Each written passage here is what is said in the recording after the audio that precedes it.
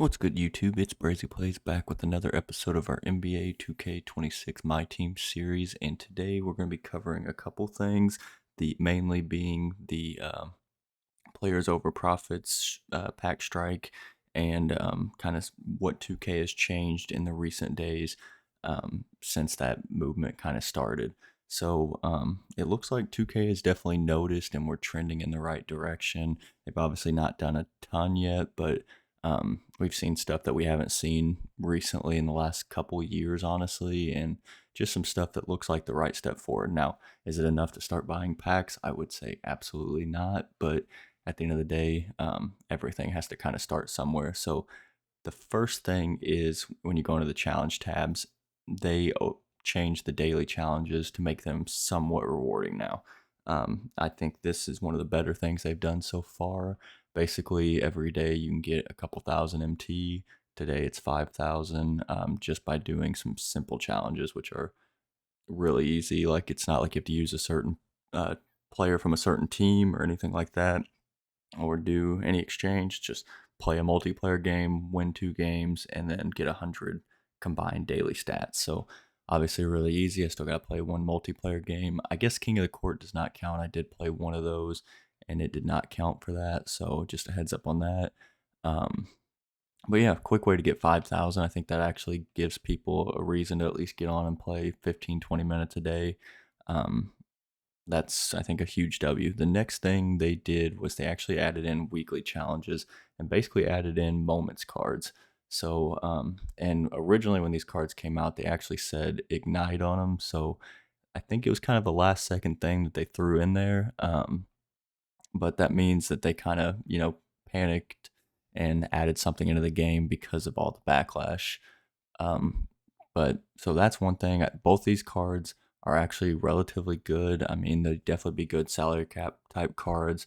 Um, but yeah, I would definitely. I mean, it's extremely easy to go get them. You just have to do 4 of these challenges to get VJ, and then just play 15 games to get Jimmy Butler. So if you're just playing the game normally, you'll get this relatively quickly. And like I said, both are decent cards. And at the end of the day, um, I don't think in terms of like rewards that 2K has to give like, diamond cards, pink diamond cards for every little thing, but it is nice to just have stuff to work for or work towards to get new players. So it's definitely a step in the right direction. Now, like I said, it's nothing crazy. Definitely hope that the main thing is like the season rewards and the long grinds need uh need to be better going into next season, or if they want to add something in this season. I still think it'd be awesome if they added the 95, 96 hidden gems pack back for a mode completion. I know it's kind of hard in the middle of the season, but they could definitely roll that out right now, and that would be a huge addition. So the pack odds have not changed. It looks like people are not buying packs because of that, which is good. Based on, if you look at the Ignite series, I think in the previous weeks, usually by this point, a lot of the Amethyst are, like 9 to 10K. And we'll just look here and see if there's any in that price range. When I checked earlier, like 16 to 17K were the lowest, which means there's less in circulation. So that's obviously a huge thing. I don't know what the game's being so slow for, but um, yeah, so we have no auctions for 14K. I think 16 was the lowest I saw earlier. We'll just go to 17. Okay, so we got some for 15.9, but yeah, that, I mean, this is kind of an indication that a lot of people are not buying these packs since these cards, these amethysts, are still going for close to 20K. So I'd say it's a good sign. I mean, as long as we kind of stick to it and don't start buying these packs, I think we could see better pack odds in the future, more grindable stuff, more chances at getting players like some of these players without spending actual money on the game. So I think that's a huge positive. In terms of, we'll also do like a little team update. We have not made any additions, but as you can see, the MT, we're sitting at 2.13 right now. I also got an 80K bid on this, Tom Chambers. I was going to use him for a couple games of King of the Court and possibly just sell him, put him up for 100,000 buy now, and make a quick 10K from that because I think he'd basically get sniped as soon as he went up for 100K. So if I get him for 80, good. If not, I get my 80K back, and we'll be sitting at 2.21 million basically. And we also, the main thing I've been doing this week, honestly, is just buying a lot of these wild gems and reselling them. I got all of these for I think 5,000. Right now they went down a little bit in value. They're selling for 6,500. So I might wait till Tuesday when they release hopefully another type of DeAndre Ayton card, and hopefully these prices go back up and I can sell a lot of these for like 7,900, 8,000. So that's kind of, I'm debating just keep listening for that price. If not, I might just sit on them because if they release, let's just say they release like LeBron James, for instance, in a pink diamond wild exchange, the same as kind of Nikola Jokic, like this KCP could be a card since he played with LeBron. This could be a card that's in that, and this goes from being a 5 to 7K card to a 60K possible card. So might save those. Also, might keep them just in case the card next week is really good and I want to get him. So either way, I think I have. Uh, I think I kind of did. If I get 7,000 all these, I'm sitting on like 70K basically just from the rubies. So we'll kind of see there, but that's just one of the things I've been doing to make a little bit of MT. I've also been grinding the domination, so I basically need to finish one more game, and then the uh, three main ones. I think you have to use 13 of the team that you need to use against these players. So I don't know if it's like you use the Warriors, Bulls, and Celtics, but either way, you need 13, and hopefully it's a team I have. Have somebody that's decent, like one of my pink diamond cards or diamond cards. So I'll see on that. I've done all the crests basically so far, so we will be getting that Lenny Wilkins pink diamond. I am excited about that. I think he has a plus. I think it's like +5 on the three. Is he in here? Yeah. So he has +5 on three, +5 on pass accuracy, offensive rebound, standing dunk, and stamina. Stamina is a good one as well.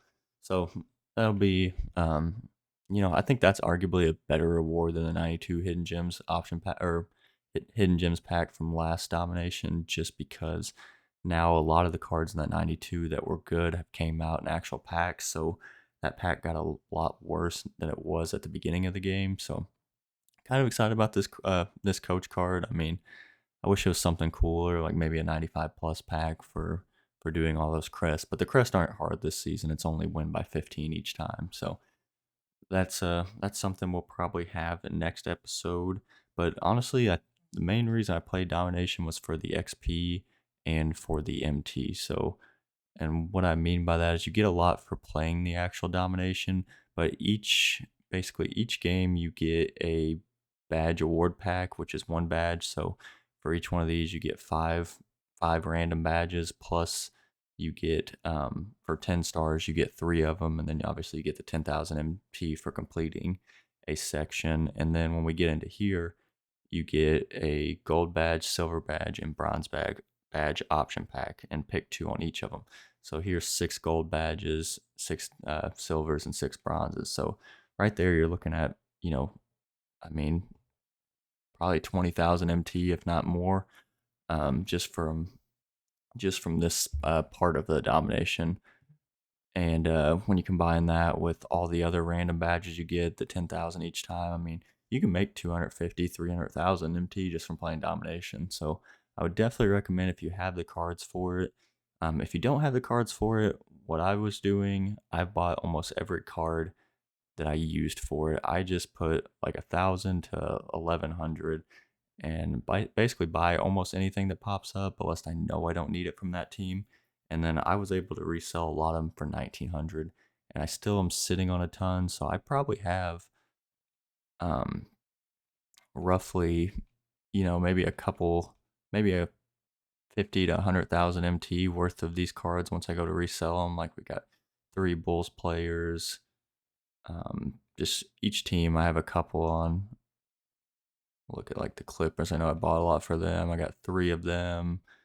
But when you end up selling all these, I'll probably just start listing them for 2,000 and just keep selling them because there's teams I've needed where I can't find a card under 3,000 like right off, so I have to like look over and over again to try to find them. So I mean, I might list some of these for like 2,500, just see if they sell, and then just keep listing them. And if they don't, put them down to like 1.9, 1.7. I mean, most every one of these cards I'll make at least 500 MT off of. So that's a little way to make money while buying the cards.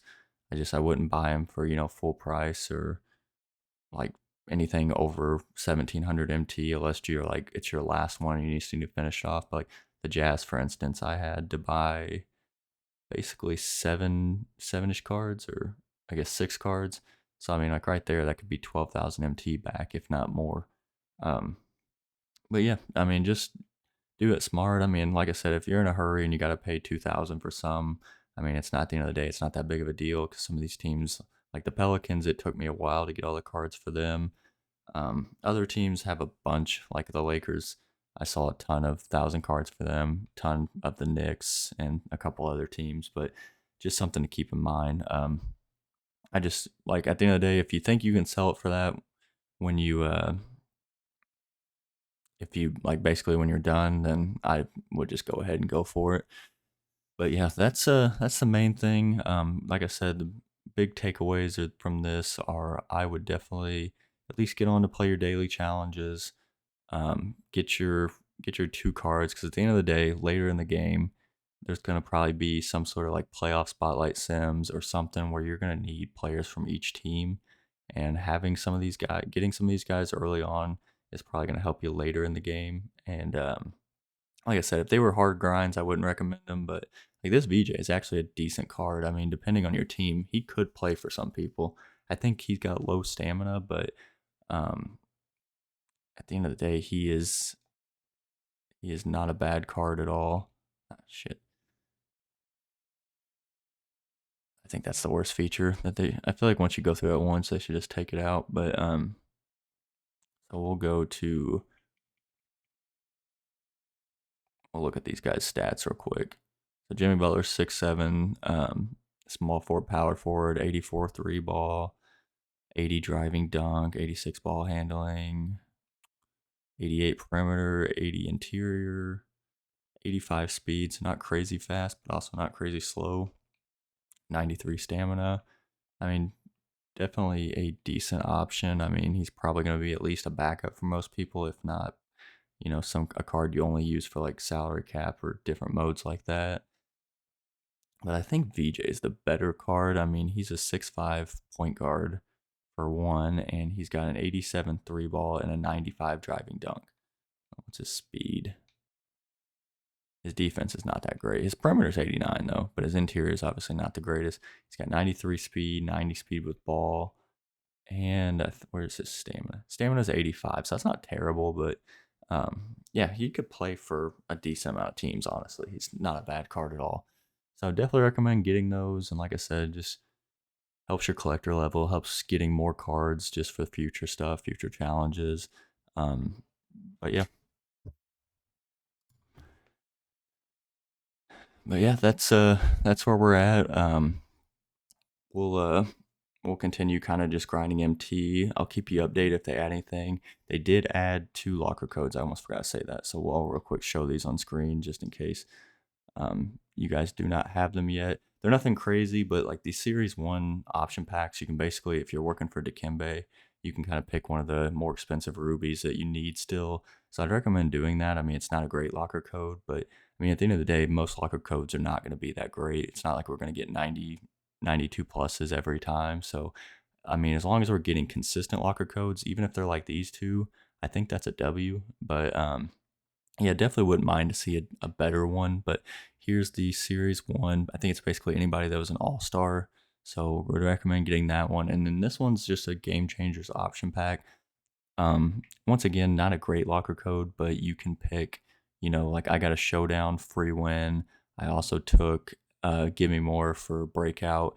And then I also took a chicken dinner for breakout. So, you can pick if you get, I don't know if it's the same for everybody or if it's different, but if you get the showdown one, I would take that one first. And then then basically whatever you want for those. I took the breakout ones because I play a lot of breakout, but that's kind of just up to you guys.